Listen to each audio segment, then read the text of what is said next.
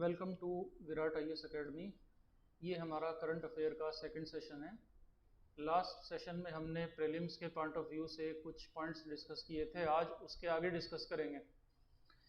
आज का पहला जो इशू है वो एजुकेशन की रैंकिंग से है। एक रैंकिंग हमने लास्ट टाइम की थी। एक बात, एक डिफरेंस आप फील करेंगे कि जितनी भी रैंकिंग है सारी की सारी रैंकिंग डिफरेंट हैं। जैसे हमने एक क्यूएस रैंकिंग की थी, हमने लास्ट टाइम श्री रमेश पोखरियाल निशंक जी के द्वारा जारी की गई जो रैंकिंग थी 2019 में, उसके मुताबिक इंडिया में एजुकेशन का क्या सिनेरियो था। आज हम एक तीसरी रैंकिंग करने चल रहे हैं जो शिक्षा मंत्रालय की रैंकिंग है और 2021 की रैंकिंग है, वर्ष 2021 में। देखो, इस रैंकिंग में डिग्री कॉलेजेस, यूनिवर्सिटीज़ और जितने भी इंजीनियरिंग कॉलेज हैं एटसेट्रा, इन सब की रैंकिंग अलग अलग जारी की गई है। और इस रैंकिंग का नाम है, आप नोट कर सकते हैं, इंडिया रैंकिंग 2021। इस नाम से रैंकिंग आई है, इंडिया रैंकिंग 2021। तो इसको मंत्रालय का एक जिस पार्ट के तहत इसको जारी किया गया है, जिस प्रोग्राम के तहत, उस प्रोग्राम का नाम है NIRF, national institute ranking framework. आप नोट कर सकते हैं इसकी full form, national institute ranking framework. इसके तहत जारी किया गया है इस रैंकिंग को। इसमें कई सारी सीरीज बनाई गई हैं, मेनली इसमें 4 सीरीज बनाई गई हैं एजुकेशनल इंस्टीट्यूट की। इन 4 सीरीज में यूनिवर्सिटीज़ हैं, डिग्री कॉलेज हैं और इसमें रिसर्च इंस्टीट्यूट्स हैं और ओवरऑल भी रैंकिंग इसमें दी है। इसके अलावा इसमें जो वेटेज दिया गया है, किसी भी इंस्टीट्यूट को बनाने का जो भारांश दिया गया है, उस भारांश वो इम्पोर्टेंट है हमारे एग्जामिनेशन के दृष्टिकोण से। जैसे इसमें टीचिंग, लर्निंग और रिसोर्सेज को 30% वेटेज दिया गया है। सेकंड पॉइंट पर इसमें RP अर्थात research and professional practice, research and professional practice को भी 30% वेटेज दिया गया है। नंबर 3 पर इसमें ग्रेजुएशन आउटकम को वेटेज दिया गया है 20% का। नंबर 4 पर परसेप्शन को, PR को, इसमें 10% वेटेज है। नंबर 5 पर जो आउटरीच एंड इंक्लूसिविटी है, O&I, इसको भी वेटेज दिया गया है 10% का। तो इन 5 वेटेज के बेस पर ये इंडिया रैंकिंग फ्रेमवर्क NIRF के तहत जारी किया गया है। इसमें ओवरऑल सीरीज में IIT मद्रास को नंबर 1 पोजीशन दी गई है, IIT मद्रास। जबकि आप प्रीवियस रैंकिंग में देखेंगे कि IIT बॉम्बे QS रैंकिंग के हिसाब से इंडिया का टॉप नॉच इंस्टीट्यूट था, लेकिन IIT Madras India ranking framework के हिसाब से, NIRF के हिसाब से रैंक 1 पर है। जो IISc बेंगलोर है, Indian institute of sciences Bangalore, ये इसमें नंबर 2 पर दिया गया है। पिछले साल भी ये नंबर 2 पर ही था।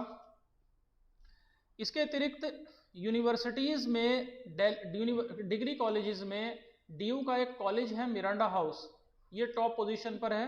मिरांडा हाउस के बाद न्यू दिल्ली का ही एक और कॉलेज है, lady Shri Ram college for women, इसको नंबर 2 पोजीशन दी गई है।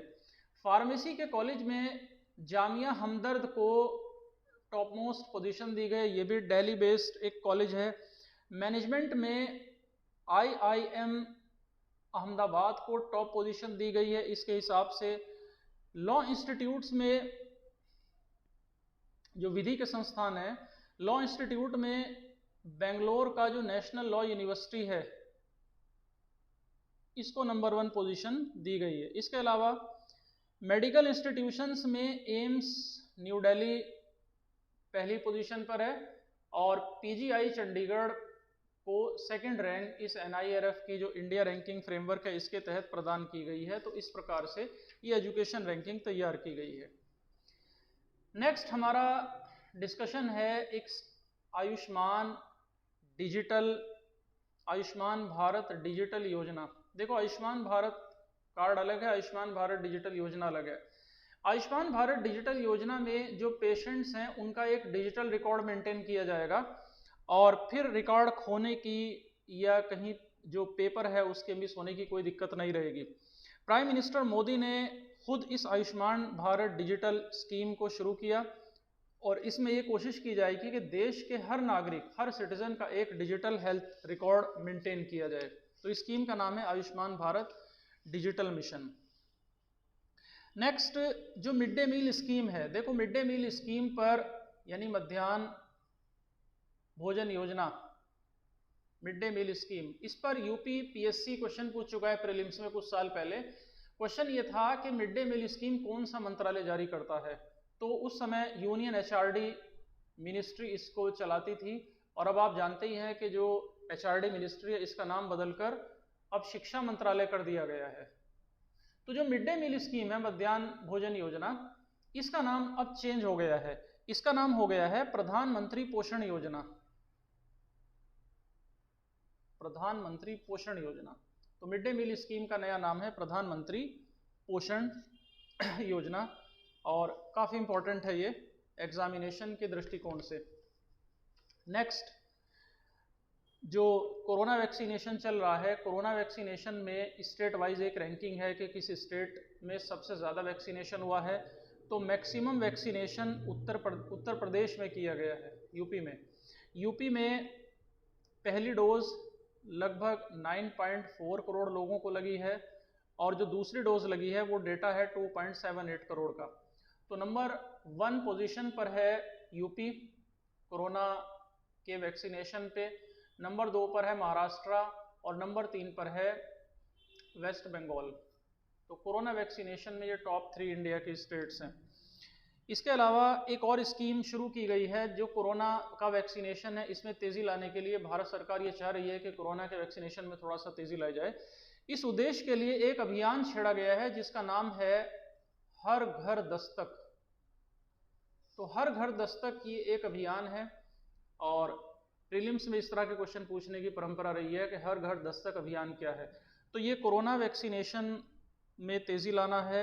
100 करोड़ की उपलब्धि तो हो ही गई है कोरोना की, अब इससे ज़्यादा इसको लेकर जाने के लिए ये हर घर दस्तक एक प्लान शुरू किया गया है। एक और स्कीम है जिसका नाम है कृषि उड़ान 2.0 योजना या कृषि उड़ान योजना 2.0। देखो जो एग्रीकल्चर की प्रोडक्ट्स हैं, कृषिगत उपज है, उन्हें हवाई परिवहन, एयर ट्रांसपोर्टेशन की सुविधा उपलब्ध कराने के लिए ये स्कीम शुरू की है। Civil aviation minister Shri Jyotiraditya Scindia ji द्वारा ये स्कीम शुरू की गई है। नेक्स्ट बीएसएफ अभी काफ़ी चर्चा में था कुछ समय पहले। कारण ये था कि देखो बीएसएफ जो है ये 1965 में बल बनाया गया था। बीएसएफ बनाने का उद्देश्य था पाकिस्तान बॉर्डर को सुरक्षित रखना। जब 1971 में बांग्लादेश का निर्माण हो गया तो क्योंकि वो पहले पाकिस्तान था तो बीएसएफ बांग्लादेश के बॉर्डर पर भी डिप्लॉयड है। बीएसएफ की कार्य प्रणाली को सुनिश्चित करने के लिए 1968 में बीएसएफ एक्ट बनाया गया था, बीएसएफ अधिनियम, और बीएसएफ को 15 किलोमीटर के दायरे तक सर्च करने की, अरेस्ट करने की इंटरनेशनल बॉर्डर से 15 किलोमीटर के दायरे में पावर दी गई थी। लेकिन अभी बीएसएफ के पावर को चेंज किया गया है और 15 किलोमीटर से इसकी सर्चिंग, अरेस्टिंग यानी इसकी पावर को इंटरनेशनल बॉर्डर से 50 किलोमीटर के दायरे में ले आया गया है। अब 50 किलोमीटर का जो इंटरनेशनल बॉर्डर का दायरा होगा उसमें बीएसएफ किसी को अरेस्ट भी कर सकती है और बीएसएफ किसी को सर्च भी कर सकती है सिक्योरिटी के पॉइंट ऑफ व्यू से। तो बाकी राज्यों में तो ये 50 किलोमीटर रहेगा जैसे पंजाब है, लेकिन गुजरात जो है यहाँ पर ये दायरा 80 किलोमीटर था, अब इसको 80 से घटा करके यहाँ 50 किया गया है। तो बीएसएफ इस कारण चर्चाओं में रहा कि इसका केंद्रीय गृह मंत्रालय ने इसको जारी किया है। नेक्स्ट इंडिया का जो इंटरनेशनल फिल्म फेस्टिवल है, international film festival of India, इसके लिए गोवा को फिक्स कर दिया गया है। ये हर साल गोवा में आयोजित होगा। तो जो 52वां इंटरनेशनल फिल्म फेस्टिवल है ये आयोजित हुआ गोवा में और यहाँ पर जो बेस्ट फिल्म का गोल्डन पीकॉक अवार्ड, स्वर्ण मयूर अवार्ड दिया गया। तो मूवी का नाम लिख लीजिए जिसे दिया गया, मूवी का नाम है रिंग वॉन्डरिंग, इस मूवी को बेस्ट मूवी का अवार्ड मिला। इसके डायरेक्टर यानी निर्देशक हैं जिनका नाम है मलाकाज कानेकी, मलाकाज कानेकी, ये इसके डायरेक्टर हैं। तो बेस्ट मूवी का अवार्ड मिला रिंग वॉन्डरिंग को। इसके अतिरिक्त इसमें जो बेस्ट डायरेक्टर है, बेस्ट डायरेक्टर का अवार्ड मिला वाकलाव कांद्रनका को, मिस्टर वाकलाव कांद्रनका को। और जिस मूवी के लिए मिला उसका नाम है saving one who was dead, saving one who was dead. इस मूवी को मिला है बेस्ट मूवी का अवार्ड। बेस्ट एक्टर का अवार्ड मिला है श्री जितेंद्र जोशी को, ये एक मराठी एक्टर हैं। तो श्री जितेंद्र जोशी को मिला है, एक मराठी फिल्म है गोदावरी, उसमें रोल प्ले करने के लिए। और बेस्ट अभिनेत्री का, बेस्ट एक्ट्रेस का अवार्ड मिला है, स्पेनिश एक्ट्रेस हैं एंजेलो मोलिना, एंजेलो मोलिना, इन्हें बेस्ट एक्ट्रेस का अवार्ड मिला है। स्पेनिश फिल्म है जिसका नाम है शार्लोट, शार्लोट मूवी में इनकी परफॉर्मेंस के लिए। एक बड़ी ही दुखद इंसिडेंट इंडिया में हुआ जब भारत के पहले सीडीएस जनरल बिपिन रावत जी और उनके साथ कुछ सीनियर ऑफिसर्स एक दुर्घटना में जब उनका निधन हो गया। तो ये डेट इम्पॉर्टेंट है, किस डेट में हुआ, तो ये घटना है 8 दिसंबर 2021 की। मैंने पहले भी आपसे चर्चा किया था कि Uttar Pradesh public service commission ने एक बार जब पाकिस्तान के भूतपूर्व प्रधानमंत्री बेनज़ीर भुट्टो का हत्या हुआ कराची शहर में, तो वो तारीख पूछा हुआ है। जब आप प्रीवियस ईयर पढ़ते हैं तो वो क्वेश्चन आप देखेंगे कि किस तिथि को बेनज़ीर भुट्टो की हत्या हुई। तो तिथि जो है कई बार यूपीएससी की तरफ एक्चुअल चला जाता है। तो जनरल बिपिन रावत साहब का जो ये क्रैशिंग हुई और ये निधन हुआ, तो ये डेट 8 दिसंबर थी। और ये तमिलनाडु में हुआ, ये तमिलनाडु में नीलगिरी डिस्ट्रिक्ट है और नीलगिरी ज़िले में कुन्नूर नामक जगह पर यह हादसा हुआ, जिसमें रक्षा क्षेत्र को भारत के काफ़ी लॉस उठाना पड़ा। नेक्स्ट देखिए, जो डीप सी है, गहरे समुद्र में बहुत सारे रहस्य छिपे हुए हैं। तो समुद्र के भीतर की गहराइयों को नापने के लिए, रिसर्च करने के लिए, वहाँ के रिसोर्सेज को टैप करने के लिए एक स्कीम चलाई जा रही है जिसका नाम है समुद्रयान प्रोजेक्ट या समुद्रयान परियोजना, समुद्रयान प्रोजेक्ट, ये स्कीम चल रही है। तो इसमें बहुत गहराई में भेजा जाएगा ह्यूमन बीइंग्स को, कुछ लोगों को ट्रेन करके। इसके लिए एक स्पेशल पनडुब्बी भी बनाई जा रही है, जिस पनडुब्बी का नाम होगा मत्स्य 6000। तो ये 6 किलोमीटर की गहराई तक ये पनडुब्बी चली जाएगी। नॉर्मल जो सबमरीन्स या पनडुब्बियाँ होती हैं वो 300 से 400 मीटर की गहराई तक ही जा पाती हैं। और मत्स्य 6000 सबमरीन की एक विशेषता ये भी होगी कि एक साथ 3 मनुष्यों को लेकर समुद्र की गहराई में जा सकती है। ब्रह्मोस, नेक्स्ट हम चल रहे हैं ब्रह्मोस मिसाइल के न्यूज़ की तरफ। ब्रह्मोस मिसाइल जो रशिया और इंडिया का एक जॉइंट वेंचर है, अब इसकी मैन्युफैक्चरिंग इंडिया में होगी और इंडिया में इसका मैन्युफैक्चरिंग सेंटर का इनॉग्रेशन किया गया है लखनऊ में। लखनऊ में इसके लिए 200 एकड़ ज़मीन अवेलेबल कराई है यूपी गवर्नमेंट ने। और लखनऊ में जिस जगह पर ये बनाया जाएगा, ये मैन्युफैक्चरिंग की जाएगी, उस जगह का नाम आप नोट कर लीजिए। उस जगह का, लखनऊ के पास उस जगह का नाम है हरोनी, हरोनी। देखो, जब लखनऊ मेट्रो शुरू हुआ तो फिर मैं उत्तर प्रदेश पीसीएस का एग्जाम्पल दूंगा। जब मेट्रो पहले चरण में पहली बार मेट्रो चली तो उन 2 स्टेशंस के नाम पूछ लिए गए थे एग्जाम में कि किन स्टेशंस के बीच चली। तो उस दृष्टिकोण और उस पैटर्न को अगर हम दृष्टिगत रखें, अगर निगाह में रखें, तो ऐसे प्लेसेस हमारे लिए बहुत इंपॉर्टेंट हो जाते हैं। नेक्स्ट मेट्रोलॉजिकल डिपार्टमेंट है इंडिया का, IMD, इंडियन मेट्रोलॉजिकल डिपार्टमेंट, भारतीय मौसम विभाग। इस विभाग ने बताया है कि 2021 जो साल गुजरा है ये अब तक का इंडिया का 5वां सबसे गर्म साल रहा है, 5वां हॉटेस्ट ईयर IMD के मुताबिक। नेक्स्ट, जिस ब्रह्मोस मिसाइल की हम अभी चर्चा कर रहे थे, इस ब्रह्मोस मिसाइल को इंडिया ने एक्सपोर्ट करने के लिए एक समझौता साइन किया है फिलीपींस के साथ। फिलीपींस को भारत ये ब्रह्मोस मिसाइल देगा, और ब्रह्मोस मिसाइल की सप्लाई के लिए एक ऑर्गन है BAPL, यानी ब्रह्मोस एरोस्पेस प्राइवेट लिमिटेड, ये सप्लाई करेगा। और ये सौदा है टोटल 37 करोड़ US डॉलर्स का, इतना का टोटल डील है। अगर देखो इंडिया ने जो ब्रह्मोस जो मिसाइल है इसे तैनात करने का विचार बनाया है लद्दाख रीजन में और अरुणाचल रीजन में, और ये दोनों रीजन आप जानते हो कि चाइना की सीमा से लगते हैं। चाइना की जो सीमा है उसे LAC भी कहते हैं, LAC, line of actual control, जबकि LOC जो है ये भारत पाकिस्तान सीमा तो नहीं है लेकिन एक रेखा है, इसे भी मान्यता नहीं अंतर्राष्ट्रीय रेखा की। तो LAC पर यानी लद्दाख और अरुणाचल रीजन में ब्रह्मोस मिसाइलों की तैनाती का प्लान बनाया गया है। इसके अतिरिक्त नेक्स्ट टेक्नोलॉजिकल खबर है, इंडिया ने अभी 3 सैटेलाइट अभी छोड़े हैं, और इन 3 जो सैटेलाइट का प्रक्षेपण किया गया है ये पोलर सैटेलाइट लॉन्चिंग व्हीकल से छोड़े हैं, C-52।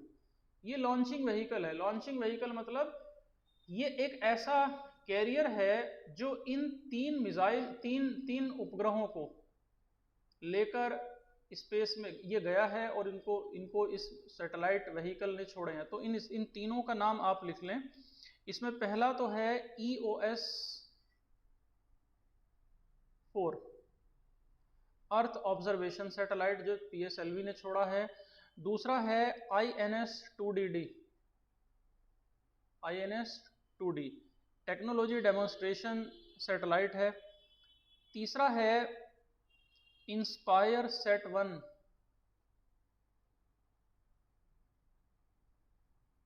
तीसरा सैटेलाइट ये छोड़ा गया है। तो ये 3 सैटेलाइट इन्होंने छोड़े हैं।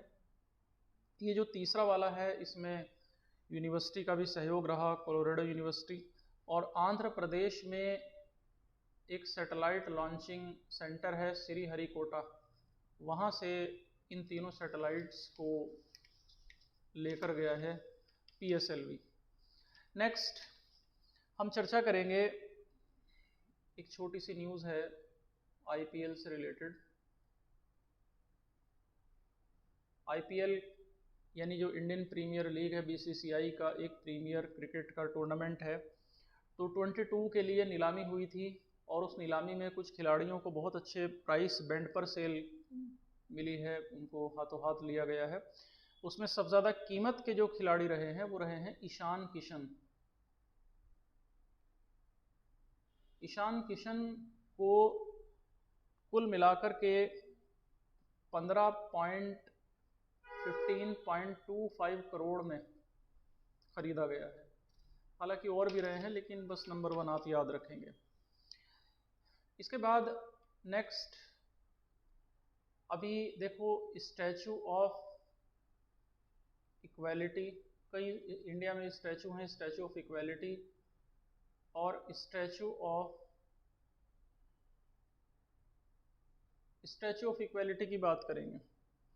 जो स्टैचू ऑफ इक्वालिटी है, तो स्टैचू ऑफ यूनिटी तो आप जानते ही हैं, वो गुजरात में है, सरदार पटेल जी की। स्टैचू ऑफ इक्वालिटी को अभी हैदराबाद में इनॉग्रेट किया प्रधानमंत्री ने। स्टैचू ऑफ इक्वालिटी एक तमिल संत थे जिनका पूरा नाम है रामानुजाचार्य। रामानुजाचार्य जी की मेमोरी में ये इनकी एक सिटिंग स्टैचू है, एक बैठी हुई प्रतिमा है। रामानुजाचार्य जो थे इनकी ये 11वीं सदी के संत थे। 216 फीट की ये बैठी हुई प्रतिमा है। रामानुजाचार्य ऊंच नीच, समाज में जो ऊंच नीच है, जातिगत भेदभाव है, तो इसके विरुद्ध इन्होंने अपने संदेश दिए, उपदेश दिए और समानता आधारित बातें करते थे। तो प्रधानमंत्री ने इनकी इस 216 फीट बैठी हुई प्रतिमा का अनावरण किया हैदराबाद में। ऑपरेशन गंगा अभी चलाया गया था, और ये आप रिवाइज कर लीजिए कि ऑपरेशन गंगा तब चला जब रशिया ने यूक्रेन पर अटैक कर दिया, और जो भारतीय वहां फंस गए थे तो उनकी स्वदेश वापसी के लिए ऑपरेशन गंगा चलाया गया। अभी कुछ राज्यों में विधानसभा चुनाव हुए, यूपी, गोवा,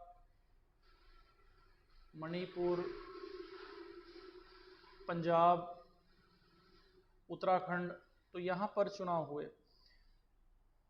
उत्तर प्रदेश में ये जो चुनाव हुए, उत्तर प्रदेश में टोटल सीटें हैं 403, और इन 403 सीटों में से भारतीय जनता पार्टी 255 सीटों पर विजयी रही। बीजेपी के दो सहयोगी दल, अनुप्रिया पटेल का अपना दल और श्री संजय कुमार की निषाद पार्टी, निषाद, ये दोनों भी, अपना दल ने टोटल, अपना दल की जो सीटें थी वो थी 12 सीटें, और निषाद पार्टी की 6 सीटें। तो इस तरह 273 सीटें बीजेपी और उसके सहयोगी दलों ने जीती, और श्री योगी आदित्यनाथ जी बने मुख्यमंत्री दोबारा। इसके अतिरिक्त यूपी के अतिरिक्त अगले चुनाव हुए उत्तराखंड में। उत्तराखंड में जो टोटल सीटों की संख्या है वो है 70। इन 70 सीटों में बीजेपी 47 सीटों पर विजयी रही, और कांग्रेस जो रही वो 19 सीटों पर। यूपी में जान लीजिए, यूपी में नंबर 2 पर जो पार्टी रही है वो समाजवादी पार्टी रही, जिसको 111 सीटों पर जीत हासिल हुई, और पिछले इलेक्शन के मुकाबले 64 सीटों पर, 64 सीटों पर समाजवादी पार्टी आगे रही। उत्तराखंड में 70 में से 47 सीटें बीजेपी द्वारा प्राप्त की गईं, और मुख्यमंत्री बने श्री पुष्कर सिंह धामी। बात करेंगे गोवा की। गोवा में 40 सीटों पर चुनाव संपन्न हुए, जिसमें बीजेपी को 20 सीट्स प्राप्त हुई और कांग्रेस को 11 सीटें, और मुख्यमंत्री बने श्री प्रमोद सावंत, जो बीजेपी से ही थे। इसके बाद मणिपुर, जहां चुनाव संपन्न हुए। देखो, मणिपुर में टोटल 60 सीटें हैं, और इन 60 सीटों के लिए चुनाव हुआ। 60 में से बीजेपी को 32 सीटें प्राप्त हुई, टोटल 32। इसके बाद पंजाब है। पंजाब में तो आप जानते ही हैं, आम आदमी पार्टी की सरकार बनी। पंजाब में टोटल 117 विधानसभा की सीटें हैं, और आम आदमी पार्टी पंजाब में 92 सीटें जीतने में सफल रही आउट ऑफ 117, और श्री भगवंत मान जी बने वहाँ के मुख्यमंत्री। तो इस प्रकार ये सीटें याद रखेंगे जो चुनावी राज्य थे जहाँ संपन्न हुए, और मुख्यमंत्री कौन थे। असम और मेघालय के बीच नेक्स्ट बाइट है। काफ़ी समय से सीमा का विवाद है।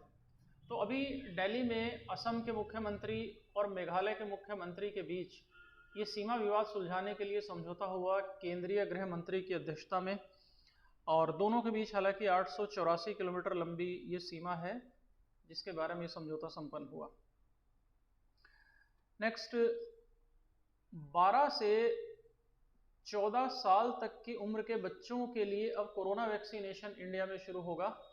देखो, पहले चरण में 18 साल से ऊपर के लोगों को लगाया गया, अब 12 से 14 साल तक के बच्चों को ये लगाया जाएगा।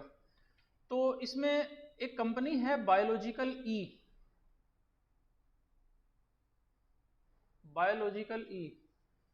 इस कंपनी के टीके लगेंगे। जिस टीके का नाम इंपॉर्टेंट है वो आप नोट कर लीजिए। टीके का नाम है कार्बेवैक्स, ये लगेगा। तो पहले तो कोविशील्ड उसी की तरह का है, कोविशील्ड की, और इसकी भी 2 डोज लगाई जाएंगी इस टीके की। न्यू दिल्ली में अब तक भारत के जितने प्रधानमंत्री रहे हैं उनकी स्मृति में, मेमोरी में एक प्रधानमंत्री संग्रहालय का उद्घाटन किया प्रधानमंत्री नरेंद्र मोदी ने। ये 3 मूर्ति का जो परिसर है दिल्ली में, ये उसी कैंपस में है, उसी प्रेमाइसिस में इस प्रधानमंत्री संग्रहालय को बनाया गया है। झारखंड में देवघर जिले में एक दुर्घटना घटी जहां पर एक रोपवे पर यह दुर्घटना हुई। उस रोपवे में जो चलने वाले जो व्हीकल्स थे वो आपस में टकरा गए और 10 अप्रैल को ये घटना टेक्निकल फॉल्ट होने की वजह से हुई। 10 अप्रैल 2022 को इसमें 10 केबल कार थी वो आपस में टकराई और 48 लोग जो थे वो इसमें फंस गए। बाद में नेशनल डिजास्टर रेस्पॉन्स फोर्स को लगाना पड़ा, ITBP को लगाना पड़ा, इंडियन एयर फोर्स को, आर्मी को, लोकल एडमिनिस्ट्रेशन को लगना पड़ा। हालांकि 3 लोगों की मृत्यु हुई और बाकी लोगों को इसमें बचाया जा सका। तो ये घटना है रोपवे की, झारखंड के देवधर की। यूपी में इलेक्शन के बाद MLC के लिए इलेक्शन हुआ। यूपी में MLC की टोटल 100 सीट्स हैं और अभी जो 36 सीटों के लिए इलेक्शन हुआ ये लोकल बॉडीज से भरी गई। लोकल बॉडीज यानी स्थानीय प्राधिकार यानी किन्होंने वोट किया, तो इसमें जो क्षेत्र पंचायत सदस्य हैं, BDC या ब्लॉक प्रमुख या म्यूनिसिपैलिटी के मेंबर्स और MLA, तो इस तरह के लोगों ने, ये लोकल बॉडीज हैं, तो इन्होंने वोट दिया और 36 सीटें इस तरह से फिल की गई। देखो उत्तर प्रदेश में जो 36 सीटें हैं 100 में से, इसमें से 36 सीटें लोकल बॉडीज से भरी गई। बाकी 38 सीटें ऐसी हैं जिन्हें MLA द्वारा भरा जाता है, जो MLA चुनते हैं। 36 सीटें लोकल बॉडीज से आई, 8 सीटें ग्रेजुएट कॉन्स्टिट्यूएंसी से आती हैं, 8 सीटें आती हैं एजुकेशन शिक्षण निर्वाचन क्षेत्र से और 10 सीटें जो हैं ये नॉमिनेट करते हैं गवर्नर MLC के लिए। तो एक क्वेश्चन था अभी कि कितनी सीटें यूपी में नॉमिनेशन में हैं, तो उस दृष्टिकोण से ये इम्पोर्टेंट बात है। नेक्स्ट एक और बाइट है, एक डेटा है कि इंडिया में कितने केसेस पेंडिंग हैं टोटल कोर्ट्स में, तो लगभग 4.70 करोड़ केसेस पेंडिंग हैं, जिसमें सुप्रीम कोर्ट में 70.15 लाख केसेस पेंडिंग हैं और हाई कोर्ट में 58.94 लाख केसेस पेंडिंग हैं और लगभग 4.1 करोड़ केसेस पेंडिंग है डिस्ट्रिक्ट्स एंड सेशन कोर्ट्स में। तो 4.70 से करोड़ से ज़्यादा केसेस पेंडिंग चल रहे हैं उत्तर प्रदेश में, इंडिया में, सॉरी यूपी में नहीं, इंडिया में। नेक्स्ट एक राष्ट्रीय ग्राम स्वराज अभियान है जो चला आ रहा है 2021 से, राष्ट्रीय ग्राम स्वराज अभियान, ताकि सस्टेनेबल डेवलपमेंट जो प्लान है, सस्टेनेबल डेवलपमेंट जो गोल्स हैं उनको हासिल किया जा सके, पंचायतों को ज़्यादा सशक्तिकरण किया जा सके। तो 2018-19 से ये प्रोग्राम चला आ रहा है और अब इस केंद्रीय कैबिनेट ने इस प्रोग्राम को 4 साल के लिए बढ़ा दिया है, यानी 2026 तक इसको बढ़ा दिया गया है। तो ये पंचायतों के सशक्तिकरण का अभियान था और पंचायतों के सशक्तिकरण के अलावा जो सस्टेनेबल डेवलपमेंट गोल्स हैं, सतत विकास लक्ष्य है, उनको पंचायतें हासिल करें, उस दिशा में भी ये एक प्लान था। एक कानून इंडिया में 1920 में बना था, 102 साल पुराना कानून था अपराधियों की पहचान से संबंधित, जिस कानून का पूरा नाम था identification of prisoner act, identification of prisoner act यानी अपराधी पहचान अधिनियम 1920। इसमें यह था कि जब किसी अपराधी को, जब किसी दोषी को, आरोपी को दोषी ठहरा दिया जाएगा यानी कन्विक्ट कर दिया जाएगा, तो उसकी फिंगरप्रिंट्स, उसके फुटप्रिंट्स, ये सब लिए जा सकते हैं, रेटिना ली जा सकती है। लेकिन जब तक उस पर आरोप सिद्ध नहीं हुआ, मुकदमा जब तक चल रहा है, तब तक उसके ये बायोलॉजिकल जो पहचान है उसे नहीं लिया जा सकता, या जो उसकी फिजियोलॉजिकल पहचान है वो नहीं लिया जा सकता। अब इसमें चेंज हुआ है और ये कानून अब ये कहता है कि अब अगर कोई आरोपी है यानी दोष सिद्ध नहीं हुआ तो भी पुलिस को भी ये राइट मिल जाएगा कि वो उसके बायोलॉजिकल आइडेंटिफिकेशन ले सकती है और उसके फिजियोलॉजिकल आइडेंटिफिकेशन ले सकती है। फिजियोलॉजिकल मतलब बॉडी के ऊपर का पार्ट, बायोलॉजिकल मतलब ब्लड, डीएनए वगैरह चेक करने के लिए, और आउटर पार्ट में उसके फिंगरप्रिंट्स, फुटप्रिंट्स, रेटिना एटसेट्रा। लेकिन एक बात इसमें ये ऐड की गई है कि अगर अदालत उसको रिहा कर देती है, दोष मुक्त कर देती है, तो तब ये उसका डेटा नष्ट कर दिया जाएगा। तो ये एक आइडेंटिफिकेशन ऑफ प्रिजनर एक्ट में चेंज हुआ है 2022 में। तो हमारा जो नेशनल इवेंट्स थे वो आज समाप्त हुए हैं। अब हम अपने नेक्स्ट थर्ड वीडियो में इंटरनेशनल इवेंट्स को कवर करेंगे। Thank you very much.